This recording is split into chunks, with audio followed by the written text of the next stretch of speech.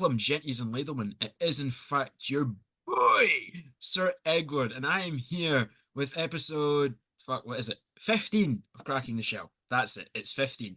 I literally just uploaded 14 a few hours ago, but here's episode 15, because I'm good at my job. On this episode, we have the recently reunited Arch Arrival with Mag and Courtney in the house. How's it going? Good. Good. It's going pretty good. Good stuff.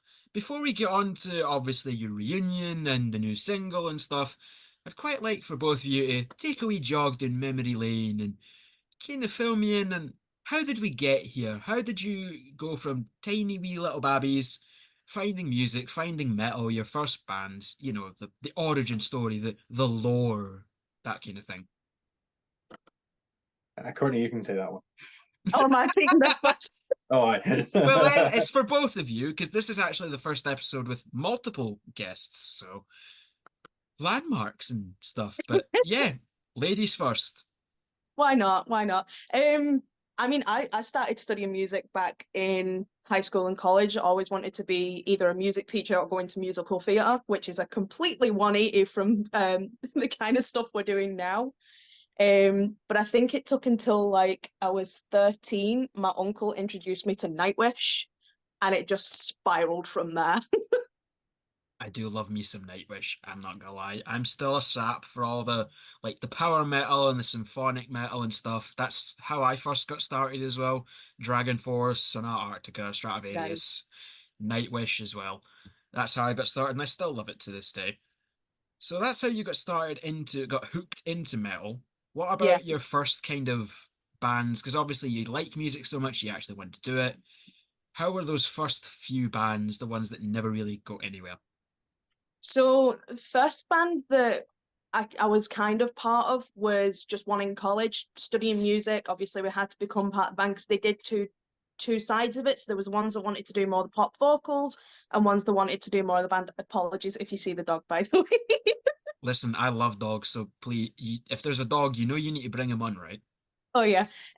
So that band, it stayed in college, didn't go much further. But outside of college, I was doing a thing with an old friend. We were doing bits and pieces, got an album together. It kind of went okay, but because he wanted to start doing touring, this was still whilst I was living in England, and I was just about to move up to Scotland. Unfortunately, had to leave and never really did much then until I got with these guys. Yeah. Well, it's very glad that you've came onto the right side with our drinkable tap water and nicer scenery. Definitely. It is definitely more drinkable than down there, that's for sure. See, there are some good things about this country. Right, Magnus, your turn, because you're not getting to just sit there and look handsome. Yeah. How do you start? I was a typical loner mosher kid in school. And back in those days, you could have a wee skinny iPod Nano, and you know that kid that had the long hair with the headphone in all the time? That was essentially me. And actually, myself and Alistair, our other guitar player, we went to school together. So we always had music class together. And I can't remember where I got it, but I got a hold of an old pal's iPod, and I went through all the artists, and it had things like Devil Driver and Bullet for My Valentine and all these bands I'd never heard of. And I heard of one that was Metallica, and then got obsessed. And it was the very stereotypical obsessed with Metallica for like 4 or 5 years. But because me and Ali were doing guitar and music class, all we would do every single time we were in music was we'd piss off to the practice rooms and try and see how good we could learn Metallica tunes. So that was essentially where we went, and then after that it was the logical progression of like Bullet for My Valentine, Kill Switch, and just gradually getting heavier and heavier. And then it's just where it lands today, I guess. Yeah. So what about, obviously, so you start like falling down the rabbit hole of Metallica and then all the metalcore stuff, and you start learning to play guitar as well. How were your first bands? And there was one in high school. Like everyone has their high school bands. I mean, we entered Battle of the Bands, and we were like a trio, and we did like shitty cover songs and crap like that. But the first couple of bands, a lot of them were kind of like the non-starters, like where there's like maybe one or two folks in there who are really committed and really want to do it. but then the rest of them's like, you know, you always got like your pothead bass player, or the drummer that never turned up, or the vocalist that couldn't be bothered, that sort of thing. So it was Yep. very much, it was like, you know, start stop. So Arch Arrival's actually been like the first proper project that, you know, like I put all my time and energy into. Mhm. So it's kind of, I think Arch Arrival's only my third or fourth band I've ever been in properly. Well, it just goes to show that you're the one that's committed, and of course, it's usually the rhythm section and the singers that let everybody down. So, Don't say See, that. if you met our bass player, he would turn your whole opinion upside down, because he's an awesome guy and he has a bright orange bass and he's got a Pokemon tattoo, and he's just lovely. well, immediately I like him already, and that I know. actually, I think I did meet him. I don't remember because you guys were actually the first band that I saw coming out of lockdown. It was in what was once called Opium in Edinburgh, Oh, aye. Yeah. supporting Black Tongue. You were the Oh, aye. first band I'd seen, and got the beanie to prove it right here. I had to dig this out, honestly. I have a giant pile of beanies just sat over there, and I'm like, I want to pull this out because I want to look like I'm kissing their asses. So it's like, where's my Arch Arrival beanie? We need to make some new beanies. I I was going to buy a t-shirt, but then you guys broke up, and I'm like, well, now what? Yeah, I well, mean, funnily enough, actually, funny you should mention that. We were actually saying, I can't remember who said it on an off comment, but the artwork for the latest single, which is conveniently behind me, somebody said it would look great on a t-shirt, so I'm tempted to go get some made and see if people will buy them. I'll buy them immediately. I'll buy them I was because about to say, that I'll artwork happily is wear cool. the artwork as well. You get to, you're in the band, of course you do. I know, but still, there's some t-shirts that people make and they're like, we'll just sell it but not wear it. I would wear that every day. Yeah. It is sick artwork. It is sick artwork, and it's for an even sicker song. But before we get on to that, obviously Arch Arrival formed in, like, I've been trying to find info about the band, but there's like nothing. I'm like wading through fucking desert dunes because I want to obviously go into these having some idea what the hell I'm on about, and I'm like, not like, who are you again? Yeah. I couldn't find anything for like kind of the origins of Arch Arrival, so talk me through that real quick. Okay, quick version is formed in 2017. It was myself and Mark, our drummer or former drummer, and it was essentially us writing short songs. And I kid you not, the list of former band members is probably enough to make a football team at this point. But yeah, so officially started in 2017. First song out was a tune called Monster and Me, but that got taken down because there was disputes. So I think the first official track came out in 2018 or 19. I think that was War Torn. It's like, I think that was the very first one. So, and then after that, there was the Chaos EP, which was then followed by the Amethyst EP. And then I think is when we went on hiatus. I think that coincided with like the whole COVID and lockdown thing, and just it made life pretty much impossible to do. You know, everyone Yeah. was just waking up and going to work and then going back to bed. Yeah, basically that's what I remember. It was a very depressing time, but this podcast isn't about being depressed. I do that enough when I'm not on camera. So we like to keep things light and fun and stuff, and just chat shit about nonsense like we were before we started recording.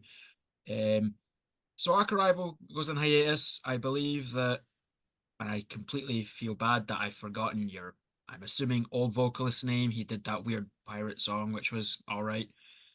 What made you guys decide to return?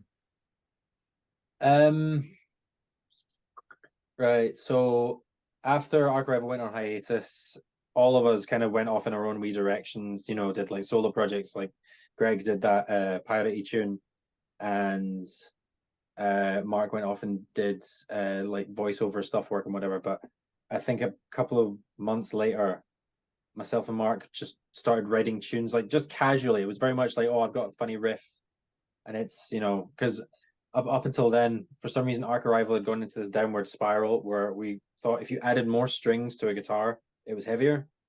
So it was like insanely stupid, like 7 and 8 string stuff, and it was unintelligible. So me and Mark went, okay, well, let's just make metalcore songs, you know, 6 string drop C for shits and giggles, you know. And we put together something like 12 to 14 tunes eventually, and it was just for fun, and we were like, okay, who would sound good? It wasn't a case of, oh, we need a band. It was just who would sound good on these songs. So we went and got or asked the vocalists that we really wanted, which was Connor and Courtney, who have been actually asking to join a band for like 9 years. I was about to say, you've been asking me to join the band since I moved up to Scotland, which is 9 years this November. Yeah. And something always got in the way, or like something was logistically impossible. But now, 9 years later, here we are. But yeah, so essentially it stemmed from me and Mark wanting to write just fun metalcore songs that were just fun, like that we liked to listen to and that were enjoyable, and it didn't have to fit in a box or anything. And at some point we were just like, just make it Arch Arrival and bring it out. But instead of trying to do what we did beforehand, which was please everyone, and fit in a box, and it had, you had to get a management, you had to go out and play something like 20 shows a year, and you had to be on tour in a year and a half or whatever. It was kind of like, just do it for shits and giggles, see what happens. And that's kind of what made us do it. Well, in any case, I'm very glad that you did do it. I'm very glad you're back. And obviously metalcore has been, and I suppose a lot of heavy music as of, I suppose, the turn of the decade, it's been going through a little bit of revival, especially with TikTok and all that. I mean, the whole Lorna Shore, Slot to Prevail, Sleep Token, Spirit Box and all that, they've been going mad viral. And seeing that kind of music get much wider attention is something that me, again, lone mosher kid who had his long hair and loved his metalcore, and well, I don't quite have the hair anymore, but still love me some metalcore. But hearing like the Amethyst EP and then obviously this new single, which is not dead yet, which is out now on YouTube and all DSPs, you should definitely listen to it.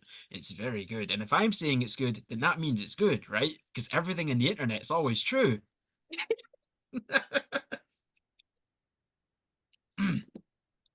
But I definitely felt that quite almost nostalgic vibe with the new single, as well as it reminded me a lot of like As I Lay Dying when they were good and not trying to kill their partners, and and also weirdly enough, a band that nobody really talks about, the band Caliban from Germany. Oh, yeah. It gave me I can't speak today, fucking hell. It gave me a lot of vibes from their material, especially around that 2006 album that I can't remember, but it reminds me a lot of that, which I love. It's that kind of melodethy influenced metalcore. Them, Killswitch Engage, early All That Remains is what it reminded me of. So is that with that single out, is there any plans for anything new? We going in an EP? We going in an album? Gotta ask all the spicy questions.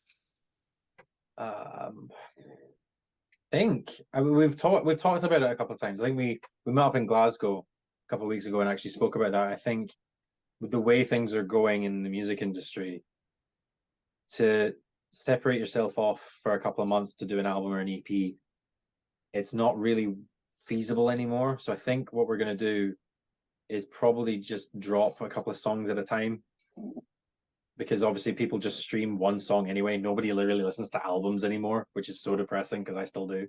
I do. But yeah, I'll happily go in the car and like just stick on an album of the same artist. But my kids are like, no, I want this song. No, I want that song. And I'm just like, shut the fuck up. But as long as the songs that they're asking for are good, right? And it's not fucking Baby Shark over and over again. Oh no, my daughter religiously, every time I go in the car, she's like, can I have the music? I was like, okay, what song? She's like, I want to listen to Du Hast. So, see, you're starting them right, because Rammstein slaps. So you're starting them right. I have to. I'm pretty sure if you're even like a smidge German, you have to have your kids on Rammstein at some point. So it has to be done. If it's not playing in your car, then your kids were definitely conceived to it. I'm really glad my wife has headphones on right now. Oh, that'd have been funny. Oh no, if she sees this, this will be like a delayed reaction. This will come out and then she'll hear it. Like...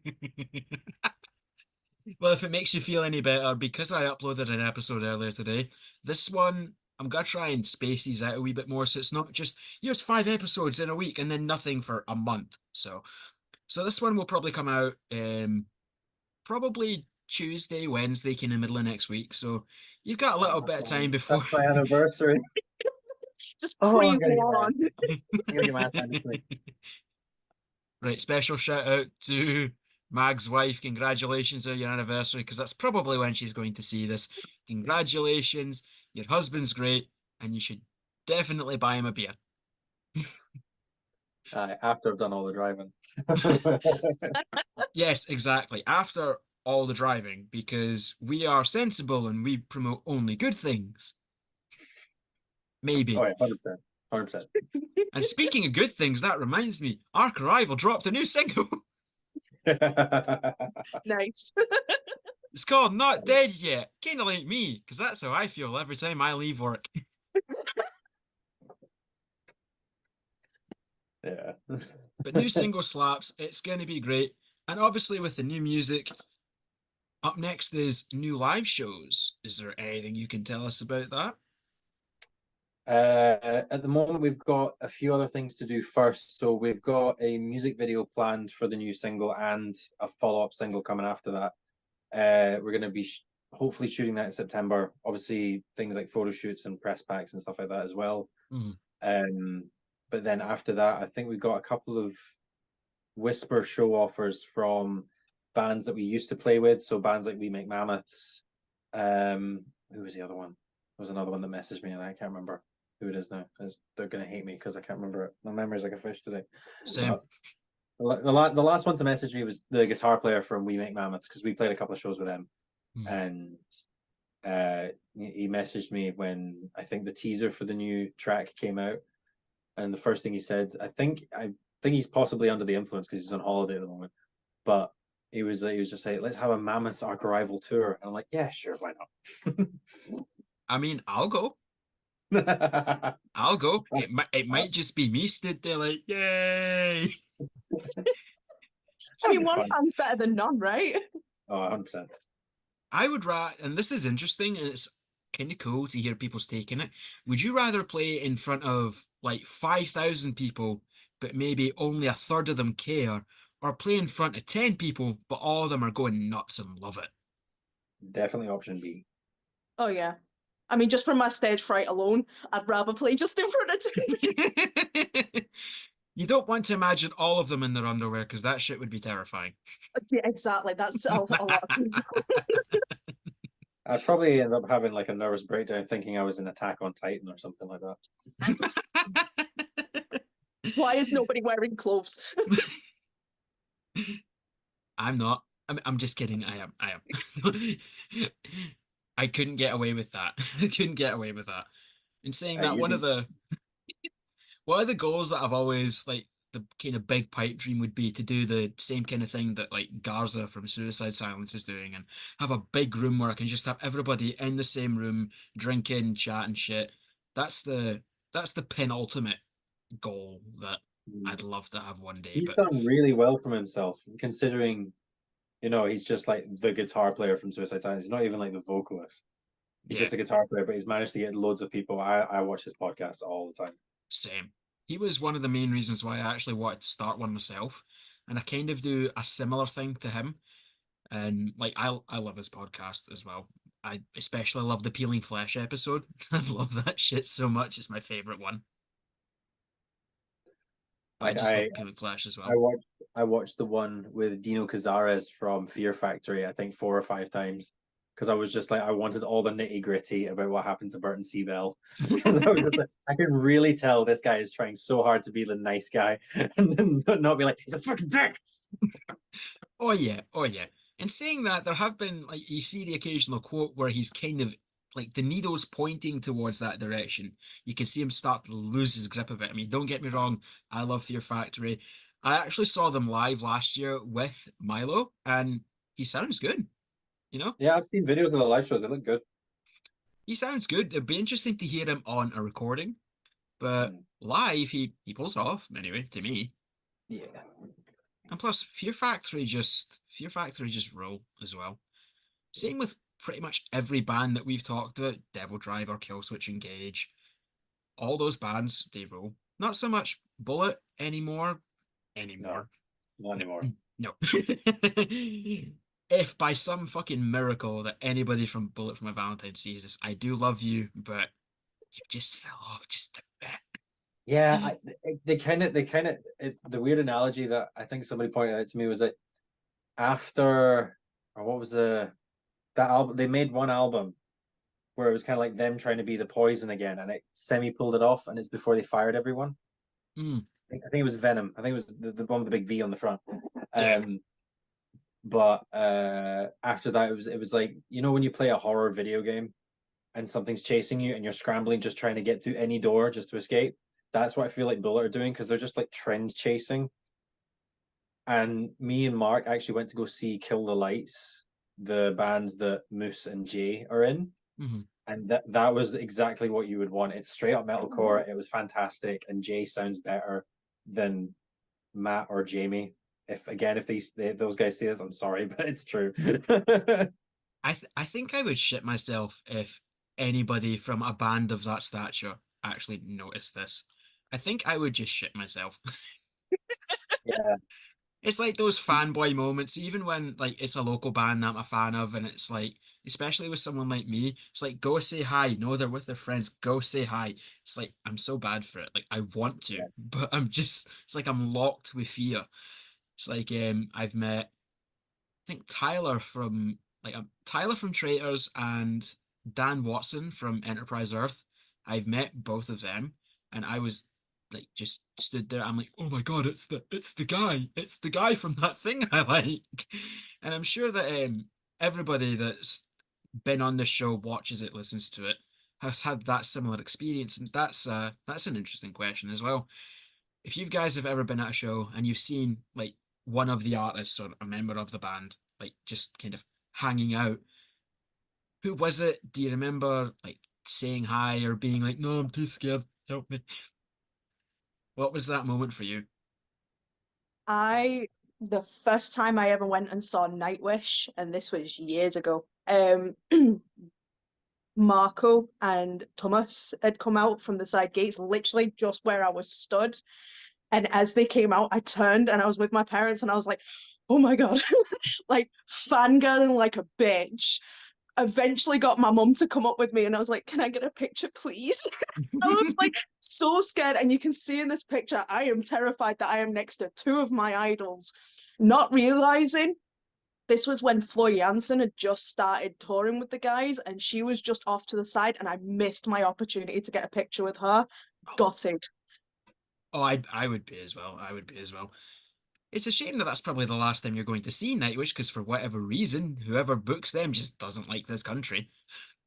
Yeah, Yeah. well, there's that, and like Marco's now left. Yeah. Joker had left a while ago because of health reasons. So it's only really Thomas Floor and oh my God, what's his name? Kai. Empu? Is that something like that? Uh Finnish names confuse me, man. yeah, I think they're the only original three. Well, I say original three, like the original ones now from like the latest tours. Mm-hmm. Yeah. Yeah. Nightwish are awesome. Nightwish are awesome. If there's anything to take away from this podcast, is that Ark Arrival have a new single. It's called Not Dead Yet. How Should many? definitely go and listen to it. You definitely should run it up. It is brilliant. I am not just saying this because one of their members has stood behind me in the shadowy void with a gun to my head. Nope, not. Can you stop with the barrel, by the way? It hurts. It's really cold. It's quite cold. Can you at least just like put it there so it's just at my neck? And also that Nightwish are very, very good. So we've had that kind of awkward fan person moment with Courtney. I can't believe I blanked on your name. I am awful at my job. Mag, what was your one? Have you ever had that moment? Yes and no. When I went to go see Kill the Lights, Mm-hmm. I saw Jay running down the stairs when we were going in, and obviously like didn't say hi. I was kind of like, oh my God. And then but then this at the same time I went to go see Polaris a couple of years ago, and I realized halfway through the show when I was actually, funnily enough, like trying to crowd surf but failing miserably. I saw a few of the guys from Bleed from Within at the balcony up above, Mm. and then I saw them when we came out, and I got all the guts to go talk to Gunzi because I really liked his guitar playing, and I messaged him yonks ago asking him about his transition from analog to digital gear.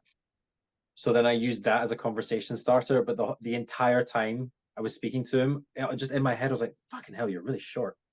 Just like when they're on stage, they look absolutely huge, and then you're me there in person. I was like, "The fuck are you doing here?" I was like, "He's not there on me." I'm sitting there like, your hair is like down to your knees. You look huge, and then I was standing next to him like, "What the fuck is going on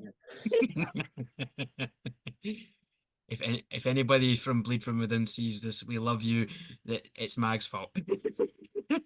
Oh, We love you, Gunzi. like one of my like Fracture is one of my most played albums. I love that album so much. Oh yeah, absolutely. I like Shrine a lot, but Fracture it just hits different. It also helps Yeah. that it came out during the pandemic, and that's when Oh, I think that's when everybody formed a much deeper emotional connection to music because well, you couldn't do anything else. yeah. So that was fun. But speaking of emotional connections to music, has there ever been either just like a band's whole discography, a album, even just a particular song or something like that that you would take with you to the grave, and anybody that talks shit in it, you would stab them? Not literally. We don't condone physical violence or death threats.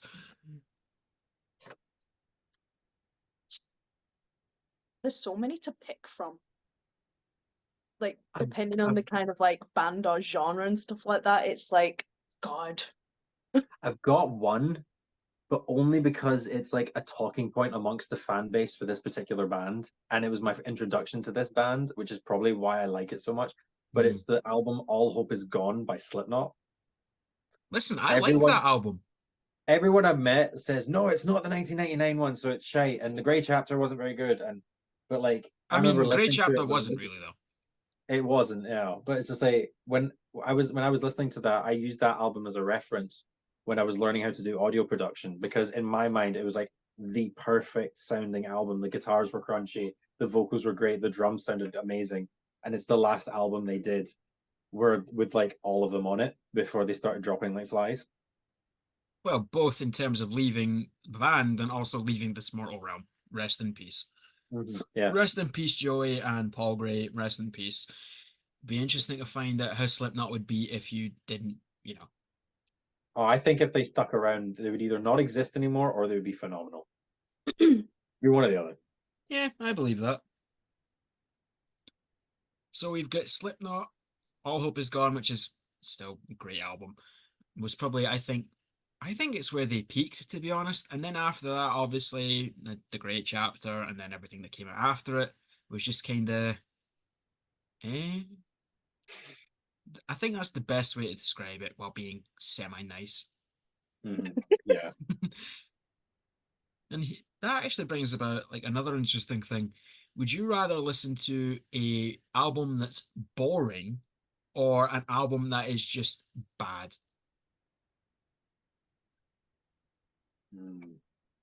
Oh, that's fucking difficult. Hmm. I think I'd rather listen to one that's boring because if you were to listen to it multiple times, then there might be things that you might take away from it of either what to do or what not to do. But if you were to listen to something that's just bad, I'm pretty sure that's classed as torture. Well, I mean, they did use Metallica to torture people in Guantanamo Bay, didn't they? That would not surprise me. I don't know what song was used. I'm hoping it's something off Saint Anger because that's Yeah, how it it feels. probably is because that thing sounds awful. I mean, it is. Just play that snare, and it's kind of ironic that I talk shit in that snare, but I'm really into slam and brutal death metal, which is all just ringy fucking snares. But they do it right, whereas Metallica doing it's like, why? You are the biggest band on the planet. You can work with literally anybody you want, and you choose Bob Rock Yeah. again. You know Like, the why? worst thing is, right? The worst thing is that everyone shits on the Lars's snare beat sounding like a metal dustbin. Yet Slaughter to Prevail have made it their sound because all I can hear when I listen to Slaughter to Prevail is the ping pong noise of that guy's fucking snare drum. And I'm sitting there like, it suits it, it sounds good, but my God, just fucking just tighten the snares or something. Just even just turn it down in the mix because I want to hear the riffs. Yeah. Oh, the Turn riffs down their fucking drummer, phenomenal. turn down Alex Terrible, just a smidge so we can hear the riffs. All right. Which Yeah, I mean, I love 100%. Slaughter, but audio production, where is it? Yeah, 100%. Speaking of audio production, who would be like the absolute dream producer to work with? If you could work with anyone, who would you work with?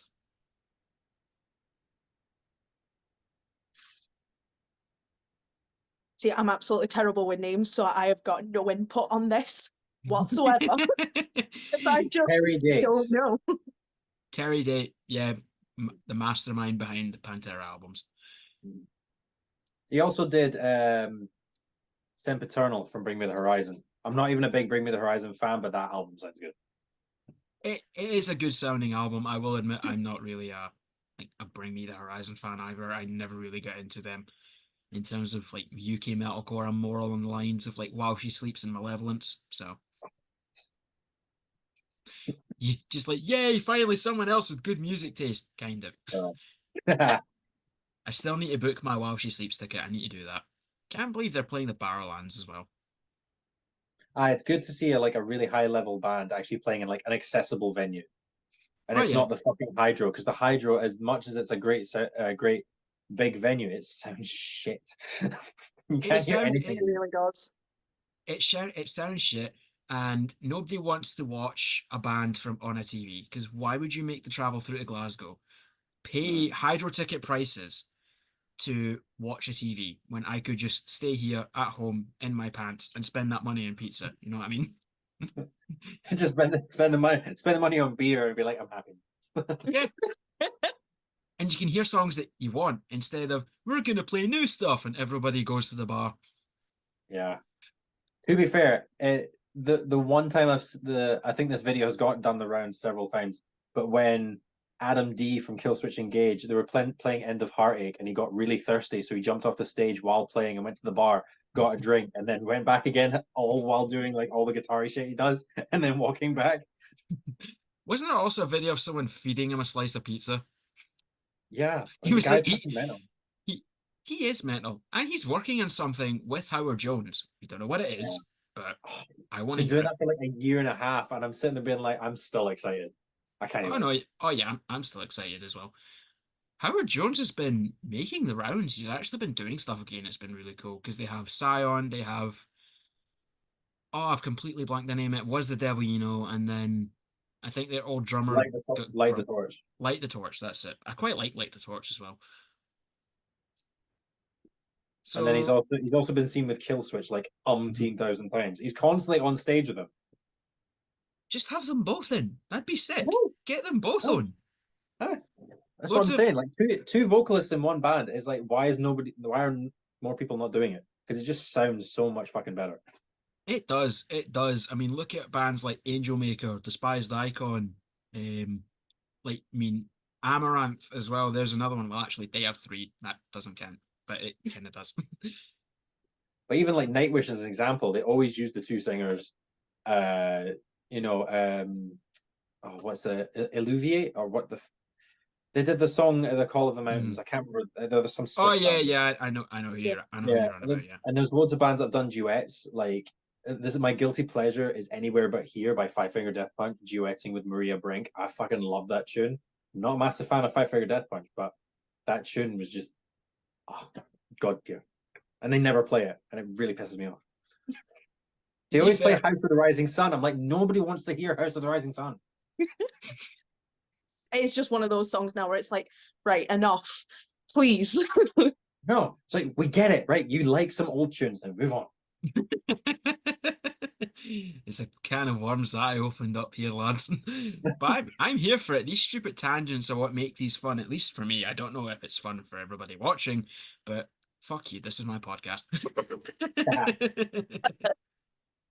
But that's another one that you don't hear a lot of is like in this moment. You don't hear much from them. They're not really in the spotlight, which I suppose is a good thing because, core bands and being in the spotlight, it never really goes well.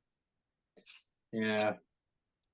I mean, the last album they did, it didn't feel like an album. It just sounded like a movie soundtrack with like lots of ambient sections that didn't really do anything. So I think the fact that their last album officially just sucked. They probably don't have any money to tour, so they're probably gonna have to go back, make something better so they can tour on it. Yeah. I They're mean, just in this moment, not touring with Ice Nine Kills soon. Yeah, but Probably. that's not here. That's in America. That doesn't count because this isn't America. Well, Otherwise, I'm sure I'd be dead. Yeah, I was gonna say I'm really grateful this isn't America. As much as that country is like good for some things, there are some other things they really need to work on. well, Yeah, definitely. But they gave us Taco Bell, so it's fine. I love tacos. I do love Taco Bell. The fact that I can't get Taco Bell delivered makes me very upset. Because like the nearest one's in Cumbernauld and I live in Falkirk, and there's not a chance that the Uber Eats guy would deliver that shit to Falkirk. Uber Eats where I stay. I've only got Just Eat. I'm in the middle of nowhere. Mag can vouch for that.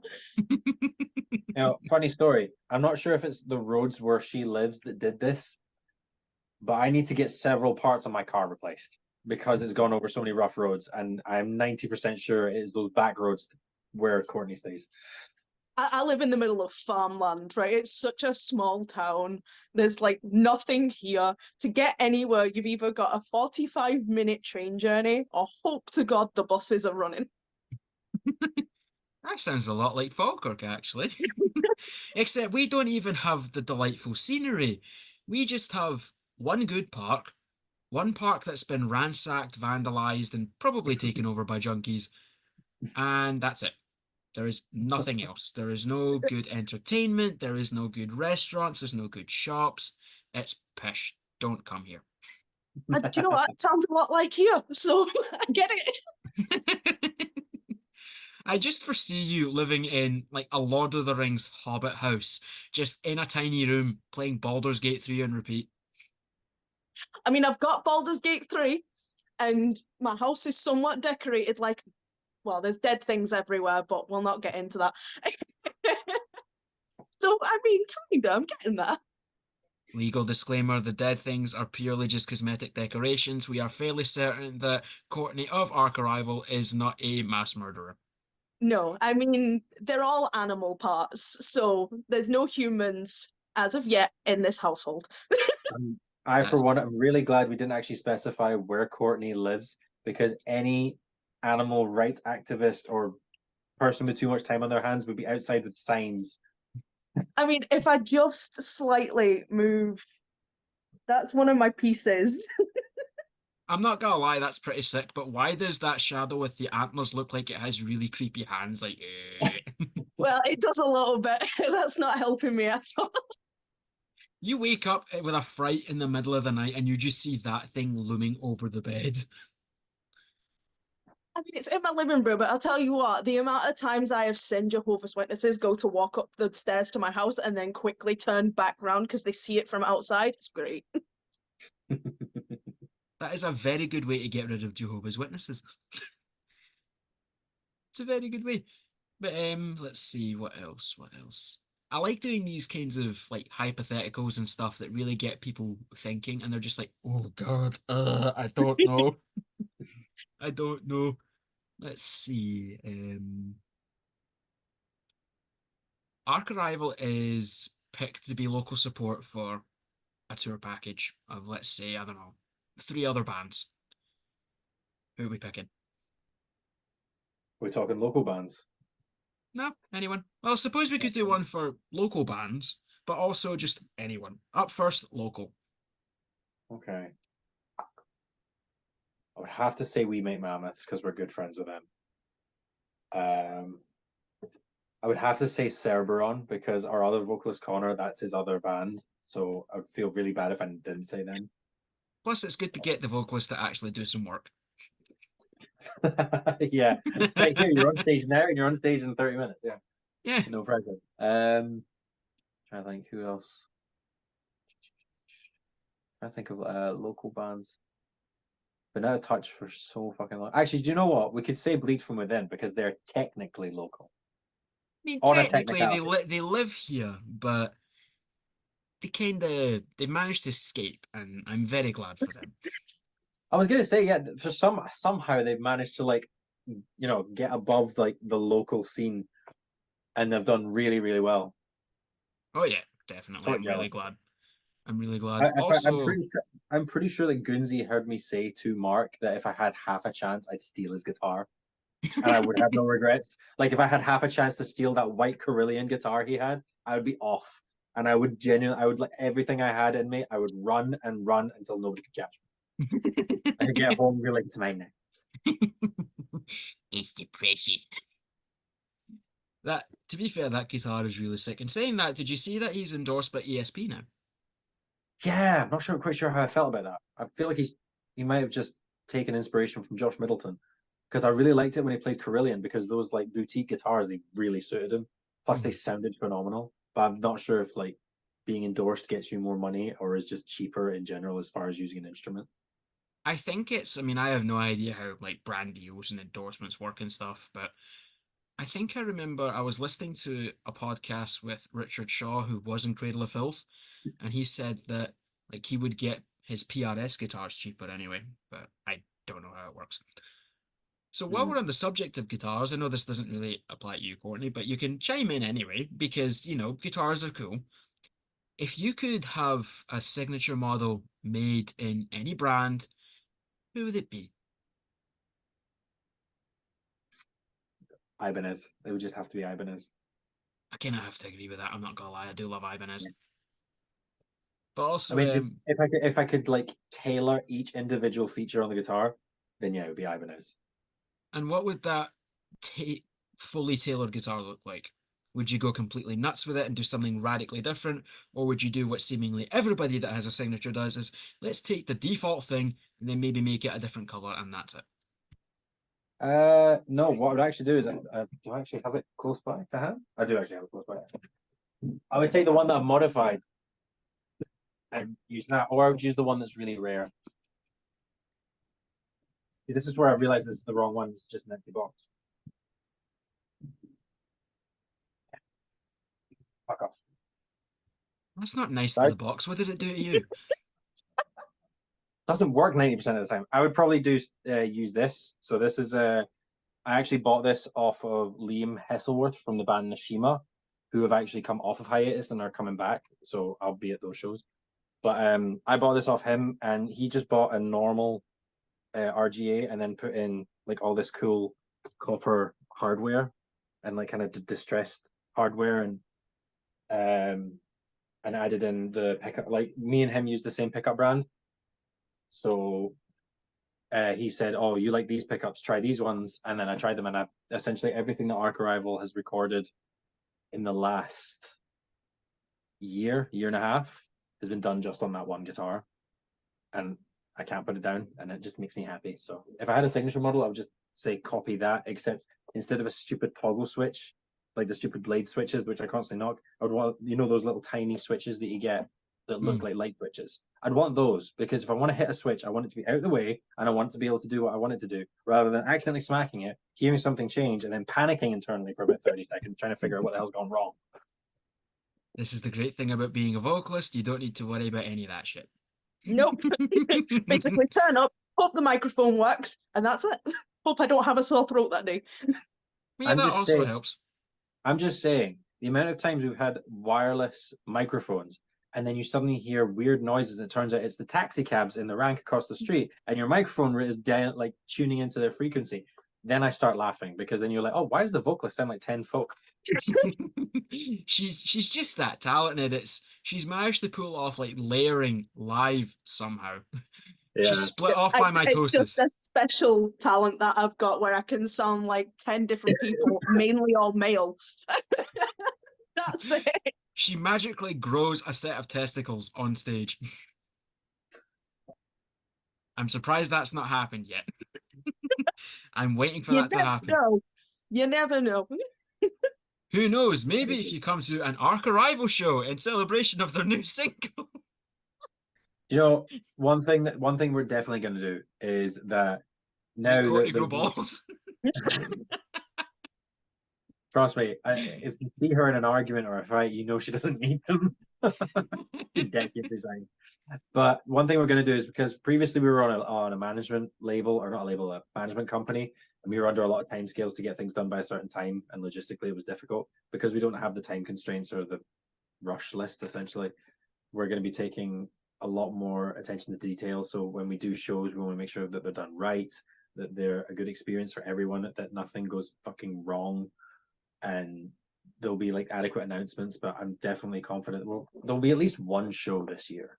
I'm hoping there'll be a group of them, because all of us are going to go see the Poison Ascendancy tour. So we want to be able to be high on our own shows and then go to that show and then realize that we're complete dog shit by comparison. But Don't see Especially, us like we've got to have faith in ourselves. You can't say stuff like that. all good, all good. I will be attempting to nick Padge's guitars. If I get anywhere near the guitar section in the Hydro, I'm nicking guitars. I am nicking guitars left, right, and center. Honestly, if I just see this person just slowly sneaking their way through the crowd and just trying to reach out, I know exactly who it is. Yeah, he's going for Purge's balls. No, he just wants the guitar. To be fair, it is a sick guitar. It is a sick guitar. I would steal it, but I can't play instruments because I'm not talented. So I just talk about music instead of actually doing the thing. Hey, everybody can play a triangle. You'll be fine. Well, if Arc Arrival ever needs a new triangle player, then I'm in. I just need to make sure that I don't beat my wife or touch kids. Every single core band goes through it at least once, and why is it always either the vocalist or the bass player? Why? Why is it always them? Why? You do have a bit of a point there. It's very rare you see guitar players and drummers in that kind of trouble. I'm just saying. Yeah, true. It always 9 times out of 10, it's always the vocalist that's the problem one, because I know we've seen a few bands that have had what I like to call an immure moment, where basically everybody but the vocalist leaves. That's another thing as well. That's another thing as well. I mean, I love Immure, but come on, Frankie. What the fuck, man? I mean, it's I can kind of understand it from some point of view when, if you go over a certain period of time and members change all the time. I mean, there's some bands, that have had the same lineup for decades. And you get some bands that were members come and go. But, I can kind of sympathize with the ones that stay, the ones that really believe in what they're doing, or, the ones that haven't left or been kicked out for whatever reason. I can sort of sympathize, because I'm the only one at this point. I'm the only one fucking left from the original thing.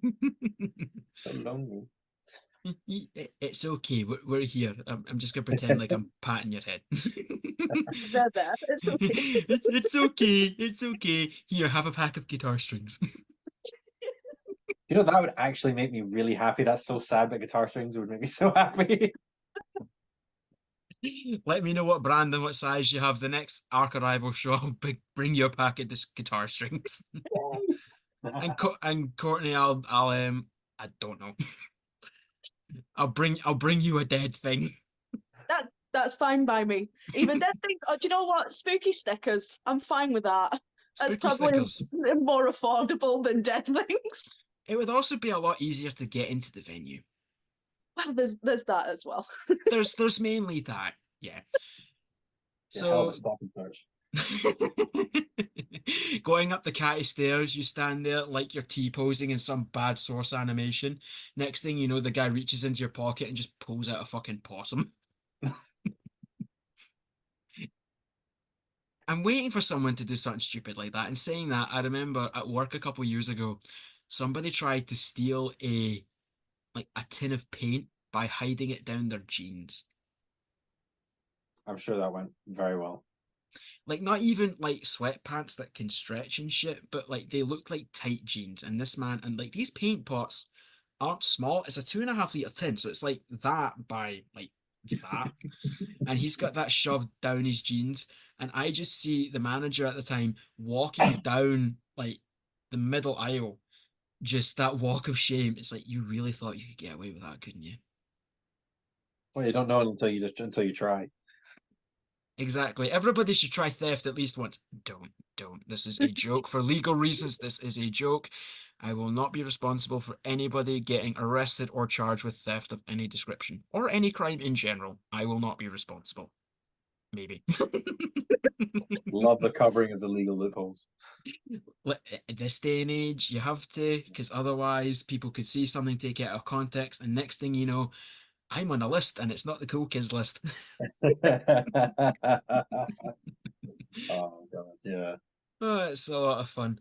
So before we wrap this up, is there anything that's in the pipeline that you can talk about that you want to shamelessly plug, or even just a message to everyone about your return and that kind of thing? Just last words, that kind of thing. Courtney can say what's coming next because you know what's coming next. Yeah. Do I? Material wise, song wise.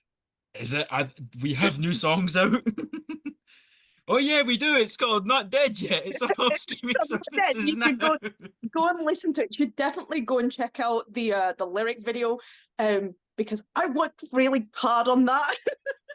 Exactly. Everybody should check out the lyric video so that way they can get the YouTube ad revenue. So that way Courtney can buy spooky stickers And give treats to the dog, which and I give would have treats to the dog. brought on camera then, but he's ran away. Aw.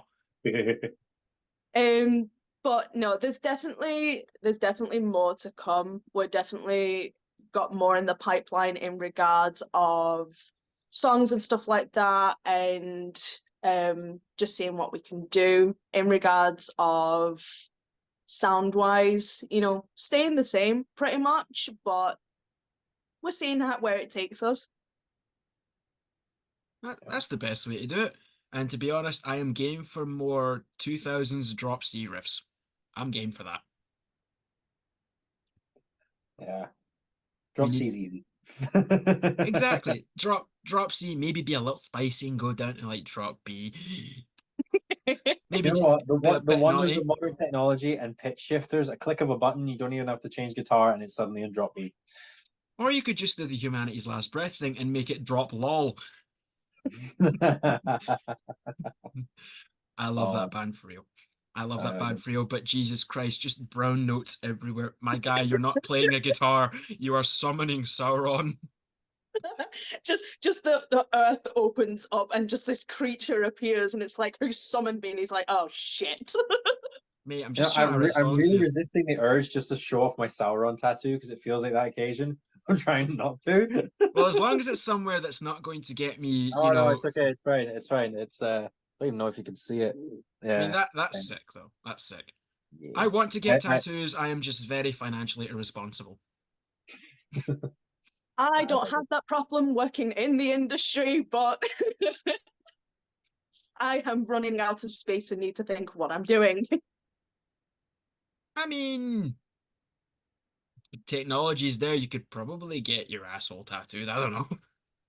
We're not going down that route. I mean, there's the route of having it laser removed and then put back on, because that is what I do. I remove them, but it's not a fun experience. It hurts.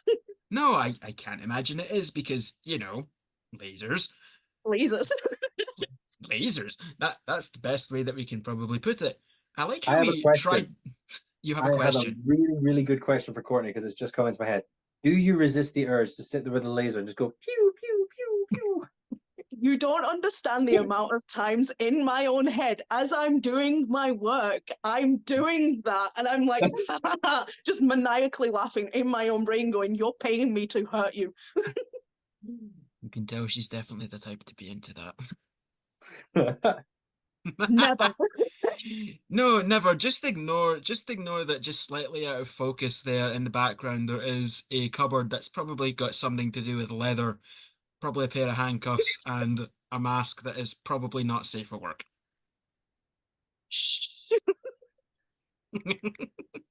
That's not on camera right now. Thank you very much. There is one thing I do want to say, actually, that I kind of want to say that to anybody who does watch this, is that in previous lineups of Ark Arrival, I apologize to every single person that we managed to piss off, and I hope that they will forgive our past discretions and or former members, how do you say it? Serrated tongues, shall we say? I think that's the PR way of putting it, because Yeah, this no. isn't, you know, drama alert. We don't need to be cancelling everybody left, right, and center. Unless they deserve it. Like if they punch dogs or they're a nonce, then fuck you. Oh yeah, if you punch dogs, yeah, if you punch dogs, you're dead to me. Exactly, I agree. I'd like to thank everybody so much for watching. It's really great to sit down with the Ark Arrival guys. Really appreciate you guys taking the time to chat with me. I'm sure you're all very busy people, especially with that new single out, Not Dead Yet. It's on all streaming platforms now. But thank you all very much for watching. Like, comment, subscribe. You know the drill. If you're watching this, then you've definitely been on the internet long enough, so you know how to do that. If you don't, there's buttons down there. Feel free to click them. Don't click that link at the very bottom. I'm kidding, definitely click it. It's got all the Ark Arrival stuff, the Linktree, the Instagram. You can find all their social media there. I'll have a link to the new lyric video as well. It's called Not Dead Yet. It's out now. Take a shot for every time I've tried to force a segue that in. But thank you everybody so much for watching. Welcome back, our Ark Arrival, and it's only going to get better from here. Thank you again, everyone, and see you all next time. Bye-bye.